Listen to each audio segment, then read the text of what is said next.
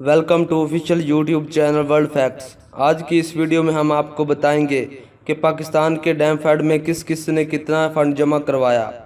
आपको बताते चलें कि मारूफ बिजनेसमैन शाहिद खान ने डैम फंड के लिए $10 मिलियन देने का ऐलान कर दिया है। $10 मिलियन पाकिस्तानी तकरीबन 1 अरब 23 करोड़ 25 लाख रुपए बनते हैं।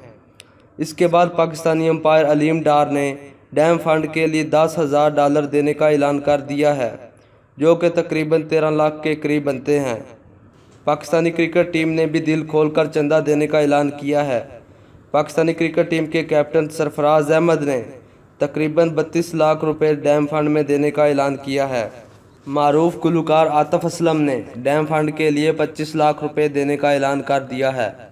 मारूफ पाकिस्तानी गुलकारा राबी पीरजादा ने भी डैम फंड के लिए 3 लाख रुपए देने का ऐलान किया है। इसके अलावा पाकिस्तानी एक्ट्रेस मीरा ने भी डैम फंड के लिए 25,000 रुपये देने का ऐलान कर दिया है। इसके अलावा पाकिस्तानी एयरलाइन PIA के मुलाजमीन ने भी अपनी 1 महीने की तनख्वाह डैम फंड में जमा करवाने का ऐलान किया है।